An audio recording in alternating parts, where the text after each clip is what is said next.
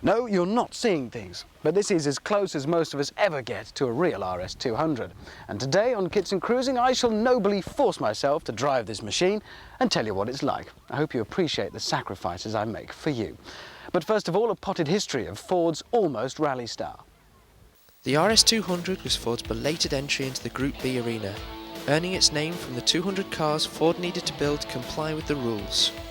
By the time Ford's baby was getting close to competitive, however, Audi, Peugeot and Lancia had already been slugging it out for a couple of years, and a couple of fatal accidents spelled the end for Group B rally cars.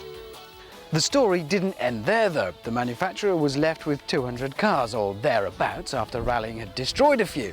And Ford's answer to that little problem was to stick in a bit of carpet and make a road-going supercar. Hurrah! Installing carpets and luxury seats as a gesture towards comfort, the road cars were still pretty raw. Performance saw sub 6-second naught to 60 times, and most were geared for 150 miles per hour, all with full-time four-wheel drive. Even today, little touches them, and this excellent replica from RS Automotive will fool many people into thinking that you're one of the lucky very few owners. There are differences here though. It's longer, it's wider and it's lower as well, and that's all aimed at making more interior room available. And look at this. This door started life as a moulding taken from a 3-door Sierra modified to fit. And before you tut at such a blatant shortcut, let's remember, shall we, that that's exactly what Ford did with the original. Open that door, take a look inside, and we're confronted with the dashboard from a Sierra. Well, yes, but then so are real RS200 owners.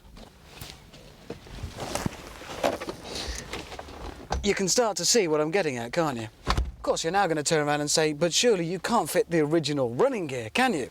Well, no, that would be slightly costly.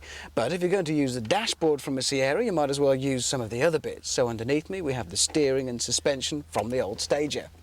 Oh, and behind me, we have a Cosworth unit tuned to 360 brake horsepower mated to a Renault transaxle. So it should go some then.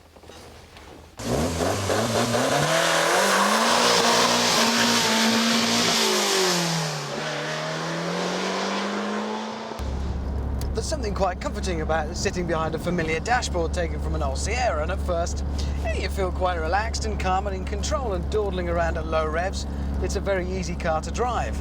But as soon as the turbo comes on at certain revs, things become a little bit trickier. And all of a sudden you become aware this is no shopping car. It's a very serious piece of kit, and a very well sorted piece of kit. It feels solid, the suspension feels just right, the ride is purposeful. This is a car you really could learn to drive quite hard.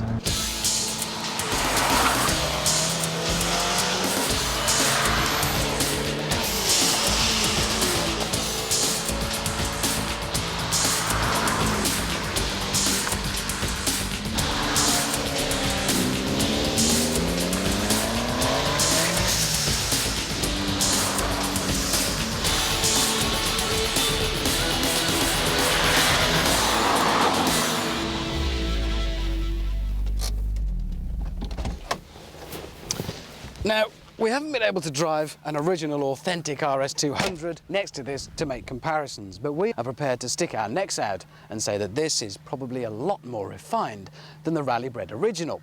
That's not to say it isn't fast though. It is, incredibly. But for normal everyday use, it's probably a far more practical proposition.